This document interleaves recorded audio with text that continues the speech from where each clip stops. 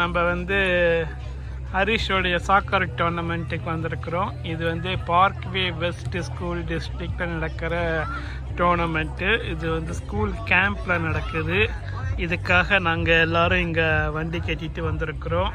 நிறைய ஜூஸ்லாம் கொண்டு வந்திருக்கிறோம் தண்ணி தாகத்துக்கு.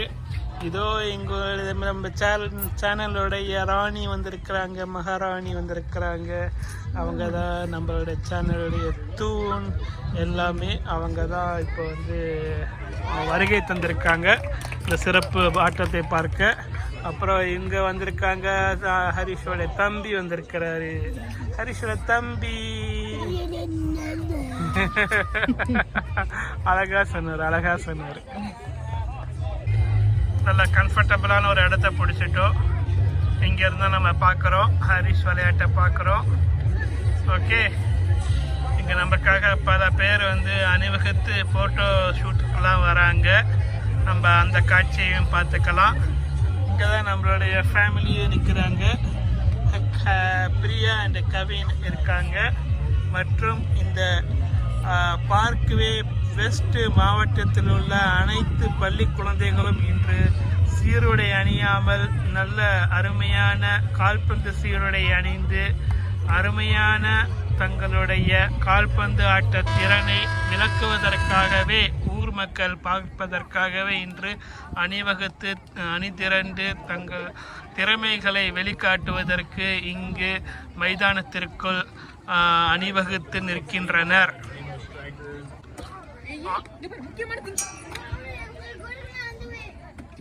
ஆட்டம் தொடங்கியது. நம்ம ஹரிஷ் வந்து அங்கே பெனால்டி இதில் நிற்கிறாரு. தடுத்துட்டாரு, ஹரிஷ் தடுத்துட்டாரு. ஓகே,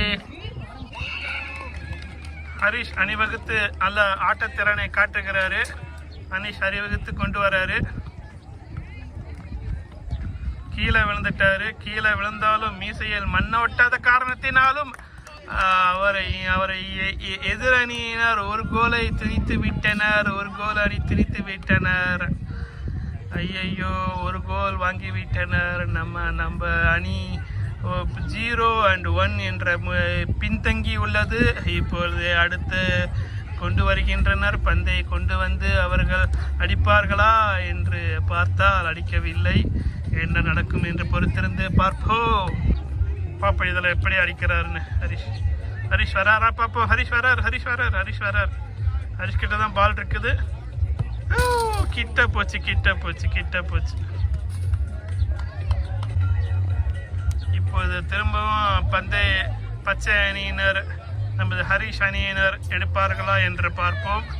அவர்கள் எடுக்கவில்லை. பந்து அவுட்டிற்கு சென்று விட்டது. ஆட்டத்தின் நடுவர் அங்கே பிங்க் நிற சட்டை அணிந்து நிற்கிறார். அவரை நீங்கள் பார்க்க முடிந்தால் பாருங்கள். அங்கே ஒருவர் நிற்கிறார் அல்லவா, பிங்க் நிறத்தில். அவர்தான் ஆட்ட நடுவர். இப்பொழுது பந்தை எடுப்பதற்காக அவர் வெளியே கட்டத்திற்கு நடந்து கொண்டிருக்கிறார். ஓகே, இப்போ நிவேடு எடுத்து வருகிறார். அவர் எடுப்பாரா என்று பார்ப்போம்.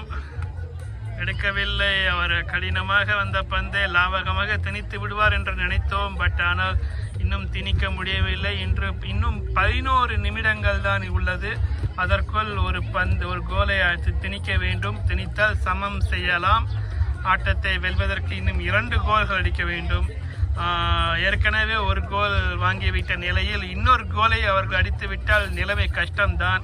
இப்பொழுது ஹரிஷ் அவர்களிடமிருந்து காலை பற்றி கொண்டு வருகிறார். பட் ஆனால் இது உள்ளே செல்லவில்லை. அந்த அருமையான பாஸ் தந்தார் ஹரிஷ். அதை அருமையாக கோலுக்குள் திணித்திருக்க வேண்டும். எல்லோருக்கும் மகிழ்ச்சியை தந்திருக்க வேண்டும். நமக்கு ஆனந்தத்தை தந்திருக்க வேண்டும். ஆனால் அது பந்தின் வலைக்குள் செல்லாமல் வெளியே சென்றதனால் நமக்கு தந்ததோ துயரம், சோகம், வருத்தம். இந்த ஆட்டத்தை அருமையாக உங்களுக்கு கமெண்ட்ரி அடித்து கொண்டிருப்பவர் நான் தான். இங்கே உட்கார்ந்து அருமையான இடத்தில் உட்கார்ந்து நாங்கள் கமெண்ட்ரி தருகிறோம். இங்கே நிழலாக இருக்கிறது. இப்பொழுது ஆட்டத்தை பார்ப்போம். ஆட்டம் சூடுபிடித்து கொண்டிருக்கிறது. நம்மளுடைய பேமிலி இங்கே உட்கார்ந்திருக்கிறது. பாருங்கள் பாருங்கள்.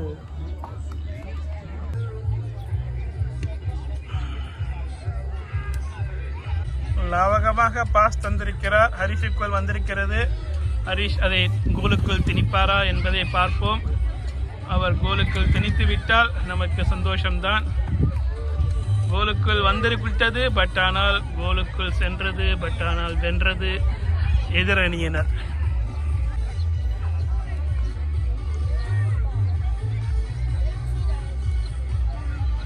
இரண்டுக்கு 0 என்ற முன்னிலையில் இருக்கும் எதிரணியினரிடம் இருந்து பந்தை லாவகமாக அடித்துக்கொண்டு முன்னேறினார் ஹரிஷ். பட் ஆனால் எந்தவித பலனுமின்றி பந்து வெளிக்கோட்டிற்கு சென்று விட்டது. மிகவும் லாபகமாக ஆடினார் ஹரிஷ், ஆனால் எந்தவித பலனும் இல்லை. இதுவரை 2க்கு 0 என்று நம்ம அணியினர் பின்தங்கி உள்ளனர். ஆட்டத்தை வெல்ல 3 கோல்கள் திணிக்க வேண்டும். 1 கோல் திணிப்பதற்கே அவர்கள் மூச்சரிக்கிறார்கள். அநேகமாக எதிரணியினர் 3வது கோலை திணித்து விடுவார்கள் என்று நாங்கள் எதிர்பார்க்கும் வேளையில் அவர்கள் வெளிக்கோட்டிற்கு அழைத்து சென்று 3வது கோலை அடிக்காதவாறு பார்த்து கொண்டனர். இப்பொழுது நம் அணியினர் முதல் கோலை திணிப்பதற்கான முதல் கட்ட ஆரம்ப வேலைகளை செய்ய தொடங்கியுள்ளனர். இப்பொழுது ஹரிஷ் அருமையாக பந்தை லாவகமாக எடுத்து செல்ல முனைப்பில் ஆடிக்கொண்டிருக்கிறார். இப்படி பந்தை லாவகமாக எடுத்து இப்பொழுது பந்து கோட்டிற்கு வந்து விட்டார். பட் ஆனால் அடித்த பந்து பின் சென்றது. அதனால் முன் செல்லாமல் கோல் வலைக்குள் புகாமல் அவர் அடித்த திசைக்கு எதிராகவே வந்துவிட்டது. அடித்த பந்து கோட்டிற்கு வெளியே சென்று விட்டதால் கோலாகும் கனவு தகர்ந்து போனது. எடுத்து வருகிறார் ஹரிஷ். இந்த கோலை திணித்து விடுவார் என்று எதிர்பார்த்தால் அதுவும் கோலுக்கு செல்லாமல் எதிரணியினர் அதிரடியான தடுப்பாட்டத்தால் எந்தவித பலனும் இன்றி பந்து அவர்களுக்கு எல்லைக்குள்ளுக்குள்ளே சிக்கி கொண்டு நகர்கிறது. பட் ஆனால் அவர்களிடமிருந்து திணித்து கோல் அடிப்பாரா? முகிந்தர் அடித்த பந்து வெளியே சென்று விட்டதால் அவர்கள் கோலாக்கும் கனவு இப்போது தகர்ந்து விட்டது. பந்தை எடுத்து விட்டார் ஹரிஷ். பந்தை எடுத்துக்கொண்டு வருகிறார். அருமையாக ஓடுகிறார். அவரிடமிருந்து பந்தை வெளிக்கோட்டிற்கு எளிதாக தட்டி விட்டு விட்டனர். அதனால் பந்து கோலுக்குள் திணிக்கும் முனைப்பில் அவர் தோல்வி அடைந்து விட்டார். இப்போதுதான் எதிரணியினர் 3வது கோலை திணித்தார்கள். 3க்கு 0 என்று முன்னிலை வகிக்கிறார்கள். நம் அணியினரோ ஒன்றும் 1 கோலை கூட அவர்கள் அடித்து துவங்கவில்லை கணக்கை. அவர்கள் அதற்குள் 3 கோல்களை திணித்து விட்டதால் இந்த ஆட்டத்தில் வெற்றி பெறும் வாய்ப்பை மிகவும் அருமையாக கோலை திணித்தார். நிவேட் அருமையாக கோலை திணித்து தனது அணியின் பங்கை 1க்கு 3 என்ற கணக்கில் பின்தங்கியும் அளவிற்கு அவர் அருமையான கோலை அடித்து அணியின் ஒட்டுமொத்த வெள்ளை துவைப்பு நிகழாமல் அவர் அருமையாக 1 கோலை அடித்து கௌரவத்தை காத்துவிட்டார். அவர் அடித்த பந்து வெளிக்கோட்டிற்கு சென்றதால் 3க்கு 1 என்ற அளவிலேயே பின்தங்கி இப்பொழுது ஆட்டத்தில் விறுவிறுப்பான கட்டத்தை நெருங்கியுள்ளது. இன்னும் 1.5 நிமிடத்தில் இன்னும் 3 கோல்களை திணித்தால் மட்டுமே நம் அணியினர் வெற்றி வாகை சூட முடியும். ஒலிம்பிக்ஸில் கோல் இந்திய தங்க பதக்கம் வெல்லாவிட்டாலும் இந்த அருமையான சின்ன டோர்னமெண்ட்டில் இந்தியா நம் அணியினர் வெல்லும் இந்த வெற்றியையே நாம் ஒலிம்பிக்ஸ் தங்க பதக்கத்தை போன்று நாங்கள் கருதி நாங்கள் ஆரவாரமிக்கு நாங்கள் சந்தோஷப்படுவோம். அந்த கனவு இன்று நிகழுமா என்று பார்த்தால் நிகழாது போன்றுதான் தெரிகிறது. ஆட்டம் இப்பொழுது முடிந்துவிட்டது. கடைசி நிமிடத்தில் கடைசி நொடிகளில் 1 கோலை திணித்து 4க்கு 1 என்ற அற்புதமான கோல் கணக்கில் எதிரணியினர் வெற்றி பெற்று விட்டனர். அவர்கள் வெற்றி பெற்றதை எந்தவித கொண்டாட்டமும் இன்றி அவர்களது வெற்றியை வெகுவாக சாதாரணமாக எடுத்துக்கொண்டு அடுத்த போட்டியை அவர் எதிர்நோக்கி உள்ளனர். நமது தோல்வி அடைந்த அணியினரோ மிகவும் சோகத்துடன் அங்கே உட்கார்ந்துள்ளனர். அவர்களுக்கான உணவு குளிர்பானங்கள் இங்கே வீற்றிருக்கின்றது. அதை குடிப்பதற்காக ஹரிஷ்க்கு சென்று நாம் தர வேண்டும். தந்துவிட்டு அவருக்கு உற்சாகமூட்டி அவரை நாம் பல்வேறு வெற்றிகளை காண நாம் உதவிடுவோம் என்று நம்புவோம். 3 போட்டி தொடர் கொண்ட இந்த போட்டி தொடரில் 2வது போட்டியை சந்திக்கவிருக்கின்றனர். அதற்கு இடையில் சிறிது ஓய்வு தரப்பட்டுள்ளது. அந்த ஓய்வு நேரத்தில் எந்தவித நேரத்தையும் வீணாக்காமல் நம்ம அணியினர் ஹரிஷ் சிறு சிறு பந்துகளை ஆங்காங்கே அடித்து அவர் பயிற்சி பெற்று கொண்டிருக்கிறார். எப்படி கோலுக்குள் திணிக்கலாம் என்று மன ஓட்டத்தில் எண்ணங்கள் ஓடினாலும் அவர் கால்கள் பந்தை கோலுக்குள் திணிப்பதிலேயே மும்முரமாக இருக்கின்றது. இப்பொழுது படுத்தே விட்டார். படுத்து அவர் எப்படி கோலுக்குள் பந்தை திணிக்கலாம் என்று அவர் ஆராயட்டும். நாம் நம் வேலையை பார்ப்போம். இங்கே மற்ற வீரர்களையும் பார்ப்போம். இங்கு பல்வேறு பார்க்வே மாநில மேற்கு பகுதியிலிருந்து பல்வேறு பள்ளிகள் இங்கு பங்கேற்கின்றன. அவற்றுள் சில ஆங்காங்கே அவர்களுடைய பெற்றோர்களுடன் வந்து இந்த அருமையான ஞாயிற்றுக்கிழமை பொழுதை மகிழ்வுடன் இங்கு கழிக்கின்றனர். நமது வீட்டாரும், அதாவது இந்த சேனலின் உரிமையாளரும் அவரது இளைய மகனும் இங்கே அமர்ந்து இந்த மகிழ்ச்சியான தருணத்தை எவ்வாறு அருமையாக கழிக்கலாம் என்று எண்ணிக்கொண்டே அவர்கள் தங்களது ஞாயிற்றுக்கிழமை பொழுதுபோக்கை இங்கே மிகவும் மகிழ்வுடன் கழிக்கின்றனர். அருமையான 2வது ஆட்டம் தொடங்கியுள்ளது. ஹரிஷை வெளியே உட்கார வைத்துவிட்டு மற்ற 3 அணி வீரர்களும் இப்பொழுது பந்தை லாவகமாக தட்டி கொண்டு வந்திருக்கின்றனர். முகிந்தர் அமர்நாத்துக்கு அருமையான பாஸ் கொடுத்து அவர் கோல் அடிப்பாரா என்று பார்த்து கொண்டிருக்கிறோம். ஆனால் கோல் அடிக்க விடவில்லை. அது பந்து வெளிக்கோட்டிற்கு சென்று எல்லைக்கோட்டிற்கு சென்று வெளியே சென்று விட்டதால் இப்பொழுது எதிர் அணியினர் பந்தை லவகமாக தட்டி அது பந்து கோலுக்குள் திணிக்கும் முனைப்பில் அவர்கள் முயற்சி எடுத்து கொண்டிருக்கின்றனர். இப்பொழுது அவர்களிடமிருந்து பிடுங்கி பந்தை இப்பொழுது எதிரணியிடமே கொடுத்து விட்டனர். அவர்களுக்கு கார்னர் வாய்ப்பு கொடுக்கப்பட்டுள்ளது. அந்த கார்னர் வாய்ப்பை கோலாக மாற்றும் முனைப்பில் அவர்கள் தீவிரமாக முயற்சி செய்து வருகின்றனர். அவர்களது முயற்சியில் எந்தவித வெற்றியும் கிட்டவில்லை. இப்பொழுது நம் அணியினரான பச்சை அணியினருக்கே பந்து கிடைத்துள்ளது. இப்போது இவர்கள் எப்படி இந்த பந்தை அவர்கள் லாவகமாக முயற்சி செய்து கோலுக்குள் திணிக்கிறார்கள் என்பதை நாம் பொறுத்திருந்துதான் பார்க்க வேண்டும். இந்த நேரத்தில் ஹரிஷ் மனவோட்டம் எப்படி இருக்கும் என்று நான் நினைத்து கொண்டிருக்கிறேன். அவர் அடுத்த பந்தை எவ்வாறு கோலுக்குள் திணிக்கலாம், இந்த அணி வீரர்கள் எப்படி விளையாடுகின்றனர் என்று கண்காணித்து கொண்டே அவர் தனது எண்ண ஓட்டத்தை கடந்து கொண்டிருப்பார். நாம் அவரது எண்ண ஓட்டத்திற்கு பல வாழ்த்துக்களை தெரிவித்து அவர் ஆட்டத்துக்குள் வந்துவிட்டால் அப்புறம் என்ன நடக்கும் என்று நாம் பொறுத்திருந்து பார்ப்போம். நிவேத் அருமையான முயற்சி செய்தால் அருமையான கோலுக்குள் சென்றிருக்க வேண்டும். அதனால் அது கோலுக்குள் செல்லாமல் வெளியே சென்றது. பட் அவருடைய முயற்சியை வெற்றிகரமாக ஆக்குவதற்கு இன்னும் சில மணித்துளிகளே காத்திருக்கின்றன. அவரது முயற்சிக்கு பலன் மேல், கை மேல், கால் மேல் நமக்கு வெற்றி கிடைக்கும் என்று நாங்கள் நம்புவோம். அருமையாக முகிந்தர் அமர்நாத் அடித்தார். அது பந்து வலைக்குள் செல்லாமல் வெளியே சென்றதால் இப்பொழுது அடுத்த முயற்சிக்கு அவர்கள் தயாராகிறார்கள். இப்பொழுது முகிந்தர் அமர்நாத் வெளியே சென்று இப்பொழுது ஹரிஷ் உள்ளே நுழைகிறார். பார்ப்போம், ஹரிஷாவது இந்த கோலை திணிப்பாரா என்று பார்ப்போம். அருமையான ஆட்டக்காரர் ஹரிஷ், நம்முடைய மகன், இந்த சேனலின் செல்ல பையனின் அண்ணனாக அவர் விளங்குகிறார். நமது சின்ன பையன் இப்பொழுது இங்கே அருமையாக பல சேட்டைகளையும் அருமையான செல்கிறார். இப்பொழுது நம் ஆட்டத்தை கவனிப்போம். கோலுக்குள் சென்ற பந்தை அவர்கள் தடுத்து விட்டனர். இல்லை என்றால் கோல்தான். தடுத்து விட்டதால் இப்பொழுது நமக்கு கோல் இல்லை. இரு அணியினரும் 0-0 என்ற சமநிலையிலேயே உள்ளனர். இந்த ஆட்டத்தில் அருமையான முயற்சிகளை மேற்கொள்கின்றனர். அந்த முயற்சி திருவினையாக்கும் என்று நாங்கள் நம்புகிறோம். அடுத்த முயற்சிக்கு ஆயத்தமாகின்றனர். பார்ப்போம், இந்த முயற்சியாலாவது நம் அணியினர் கோலுக்குள் திணிப்பார்கள் என்று நம்புவோம். எதிர் அணியினரின் முயற்சி வீணானது. அது பந்து எல்லைக்கோட்டிற்கு வெளியே சென்று விட்டதால் அவர்களுக்கு கார்னர் வாய்ப்பு வழங்கப்பட்டுள்ளது. எதிர் அணியினர் ஒரு கோலை திணித்து விட்டனர்.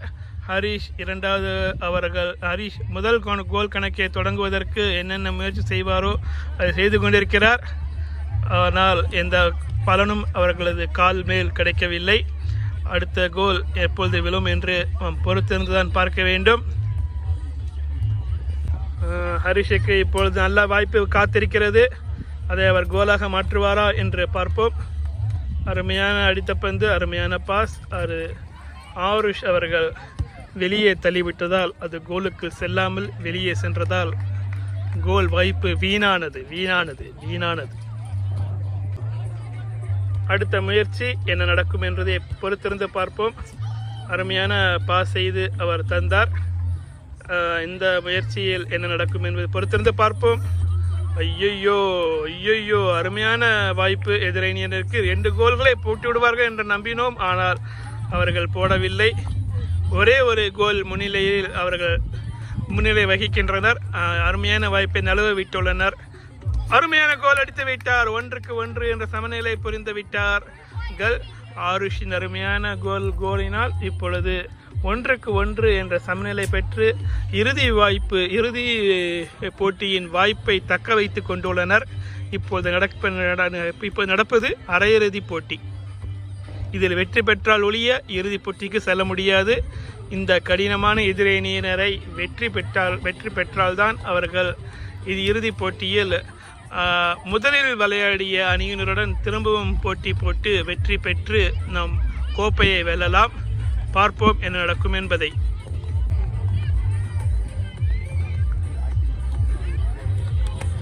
எதிரணியினர் இப்பொழுதுதான் 2வது கோலை துணித்தார்கள். அதனால் 2-1 என்று முன்னிலை வகிக்கின்றார்கள். இப்பொழுது 2-2 என்று சமநிலை செய்யும் முயற்சியில் இறங்கியுள்ளனர். அருமையான முயற்சி. இந்த முயற்சியை அருமையாக கோல் திணிப்பார் என்று நினைக்கிறோம். ஆனால் அருமையான முயற்சி வீணானது. எல்லை கோட்டிற்கு வெளியே சென்றதனால் கோல் வாய்ப்பு நழுவி போனது. இறுதி போட்டி வாய்ப்பு இன்னும் இருக்கிறது. இன்னும் 4 நிமிடத்திற்குள் 2 கோல்கள் அடித்தால் ஒழிய இறுதி போட்டிக்கு செல்லும் வாய்ப்பு இருக்கிறது. இப்போது இந்த நேரத்தில் நிவேத் வெளியே சென்று இப்பொழுது முகிந்தர் அமர்நாத் உள்ளே நுழைந்துள்ளார். இவர் இப்பொழுது கோலை அடிக்கும் முயற்சியில் என்ன நடக்கிறது என்பதை நாம் பொறுத்திருந்து பார்க்கலாம். அருமையாக தடுத்தார். 3-1 என்ற முன்னிலை அடையும் வாய்ப்பை அருமையாக தடுத்தார் ஹரிஷ். அருமையாக தடுப்பாட்டத்தில் அருமையாக விளையாடுகிறார். இப்பொழுது 2 பேர்களிடம் இருந்து பிடுங்கிய பந்தை அருமையாக முகிந்தர் அமர்நாத் கொண்டு செல்கிறார். முகிந்தர் அமர்நாத் கிரிக்கெட்டில்தான் உலகக்கோப்பையை பெற்றுக் கொடுத்தார். இவர் கால்பந்திலும் பெற்றுக் கொடுப்பார் என்று நாங்கள் நம்புவோம். அருமையாக ஹரிஷ் வெள்ளைக்கோட்டிற்கு வெளியே சென்று கொண்டிருக்கும் பந்தை அருமையாக அவர் வெள்ளைக்கோட்டிற்கு வெளியே அடித்து இப்போது நம் அணியினருக்கு ஒரு த்ரோயின் கொடுக்க உதவியுள்ளார். அருமையான த்ரோயின் கிடைத்துள்ளது. இப்பொழுது ஆருஷ் அதை அடிப்பாரா என்று பார்த்தால் அடிக்கவில்லை. வீணாக போனது. அருமையான பந்து. அடுத்த பந்தை அவர் அருமையாக அடிப்பார் எதிர்பார்த்தால் அதுவும் வீணான போனது. இப்பொழுதுதான் அருமையாக ஹரிஷ் இன்னொரு கோலை அடித்தார். அதை நான் பதிவு செய்ய விட்டுவிட்டேன். இப்போ 2-2 என்று அருமையான கட்டத்திற்குள் இந்த போட்டி நுழைந்துள்ளது. அருமையாக கோலை திணித்தார் ஹரிஷ். அந்த கோலை இப்பொழுது 3-2 என்று அடிப்பார் என்றால் நாங்கள் நம்புகிறோம். அந்த எண்ணத்தில் அவர் அருமையாக இன்னும் முகிந்தர் அமர்நாத் கிட்டேயே பந்தில் உள்ளது. அடிப்பார் அடித்து விட்டார் என்று நினைத்தால் அடிக்கவில்லை. அது நூலிலையில் தப்பியது. மயிறு இலையில் தப்பிய அந்த வாய்ப்பை அடுத்த முறை இன்னும் அருமையாக அவர் கோலுக்குள் திணிப்பார் என்று நாங்கள் நம்புவோம். அவருக்கு நாங்கள் உரிய வாழ்த்துக்களை தெரிவித்துக் கொண்டு அடுத்த முயற்சியினை நாம்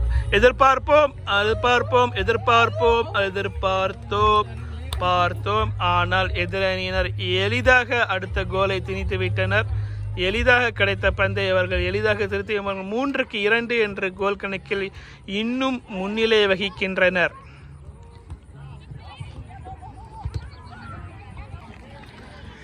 எதிரணியினர் 4-2 என்ற கணக்கில் முன்னிலை வகிக்கின்றனர். இப்பொழுது தற்சமயம்தான் 4வது கோலை திணித்தனர். அதனால் இப்பொழுது 4-2 என்ற வலுவான முன்னிலையை பெற்று அவர்கள் இறுதிப் போட்டி பெறும் வாய்ப்பை பிரகாசமாக வைத்துள்ளனர். இன்னும் 1 நிமிடம்தான் பாக்கி இருக்கிறது. இந்த 1 நிமிடத்திற்குள் 3 கோல்கள் அடித்தால் ஒழிய இறுதிப் போட்டி வாய்ப்பு கிடையாது. அது நடக்கும் என்று நாங்கள் நம்புவோம். அருமையான பந்து, அருமையான கோல் அடிக்கும் வாய்ப்பை நழுவ விட்டார். நழுவிக்கொண்டே செல்கிறது. இப்பொழுது ஒரு கார்னர் வாய்ப்பு கிடைத்துள்ளது. இந்த கார்னர் வாய்ப்பை ஹரிஷ் எவ்வளவு அருமையாக உபயோகப்படுத்தி கொடுப்பார் என்று நாங்கள் எதிர்பார்த்து கொண்டிருக்கிறோம். ஆனால் அதுவும் வெளியே சென்றதால் அவர்களது வாய்ப்பு மங்கி கொண்டே செல்கிறது. இருட்டில் தான் இருக்கிறது. அவர்கள் வெற்றி பெறுவார்கள் என்பது காணல் நீராய் இப்பொழுது தெரிகிறது. இப்பொழுதே நாம் வீட்டிற்கு சென்று விட வேண்டும் என்று நினைக்கிறேன். இப்போ ஹரிஷ் அருமையாக அடித்தார். அது கோலுக்குள் செல்லாமல் வெளியே சென்றது. அதனால் இப்பொழுது கோல் விழவில்லை. 4-2 என்ற கணக்கிலேயே இருக்கின்றன. இப்போது 3வது ஆட்டம் தொடங்கியுள்ளது. இந்த 3வது ஆட்டத்திலேயாவது நம் அணியினர் வெற்றி பெறுவார்களா என்று எதிர்பார்க்கிறோம். ஏற்கனவே ஒரு கோலை விட்டுவிட்டனர். அதனால் 1-0 என்ற நிலையில் பின்தங்கியுள்ளனர். இப்பொழுது அடுத்த கோலை எப்பொழுது திணிப்பார்கள் என்று பார்த்து கொண்டிருக்கிறோம். இப்பொழுதுதான் 2வது கோலையும் திணித்தனர். 2-0 என்ற கணக்கில் முன்னிலை வகிக்கின்றனர். இந்த ஆட்டத்திலும் நம் அணியினர் தோல்வியை தழுவுவார்கள் என்று எதிர்பார்க்கிறோம். நன்றாக எதிர்பார்த்தது பொய்த்து போகாது என்ற நம்பிக்கையில் பார்ப்போம். அடுத்த முயற்சி எதிரணியர் அருமையாக கோலுக்கு அவர்கள் திணிப்பார்கள் என்று நினைக்கும் போது அந்த பந்து வெளிக்கோட்டிற்கு சென்றதால் நம் அணியினருக்கு கோல் கிக் வாய்ப்பு கிடைத்துள்ளது. இப்பொழுதுதான் 3வது கோலையும் அடித்தனர். அதாவது எதிரணியினர் 3-0 என்ற கணக்கில் முன்னிலை வகிக்கின்றனர். அவர்கள் கோல் அடிக்கும் வேகத்தை பார்த்துவிட்டு நமக்கு சோகம் தந்ததால் அதனால் நாம் மேலும் இந்த காணொளியை தொடர வேண்டாம் என்று நாங்கள் நம்புகிறோம். அடுத்து நம் அணியினர் எப்போதாவது கோல் அடித்தால் அதை மட்டும் நாம் பதிவு செய்வோம். அதுவரை இந்த ஆட்டத்தை முக்கிய தருணங்களை மட்டும் நாம் பார்ப்போம். இந்த ஆட்டத்தை பார்க்கும்போது 2014 ஜெர்மனி அணி பிரேசில் அணியை துவம்சம் செய்தனர். 7-1 என்ற கணக்கில் பிரேசில் அணியை துவம்சம் செய்தனர். உலகக்கோப்பை அரையிறுதி போட்டி அருமையாக, அரையிறுதியோ காலிறுதி போட்டியோ என்ற நினைவு. அந்த போட்டியில் ஜெர்மனி அணி 7-1 என்ற கணக்கில் பிரேசில் அணியை அநியாயத்திற்கு தகுந்தவாறு அவர்கள் வீழ்த்துவர் பிரேசில் அணியை. அதே போல நம் அணியினரையும் எதிரணியினர் மிகவும் எளிதாக இந்த நேரம் 10 கோலுக்கு மேல் அடித்து விட்டனர். அவர்கள் அடித்த கோலுக்கு எண்ணிக்கையே இல்லை. அந்த அளவுக்கு அருமையான அதிக எண்ணிக்கையில் கோல் அடித்து விட்டனர். இந்த போட்டியில் வெல்லும் ஒரு துளி நம்பிக்கை கூட கிடையாது. நம் அணியினர் ஒரு முறை கூட அவர்களது பாதிக்கு சென்று அடிக்க முயற்சியில் இறங்கவே இல்லை. ஒவ்வொரு முறையும் அணி பந்து இவர்கள் கோட்டிற்குள்ளேயே இருந்து எளிதாக செல்கிறது. இதே போல எளிதாக செல்கிறது.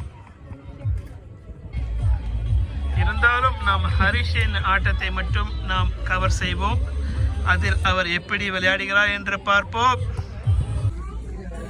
கவினை மட்டும் நாங்கள் கூட்டிகிட்டு நாங்கள் மெக்டி வந்தோம். மெக்டியில் நம்ம சாப்பிட வந்திருக்கோம். உனக்கு ஹாப்பி மீல்னா சிக்கன் நகட்ஸ் கொடுப்பாங்க. ஒரு 6 பீஸ் தராங்க.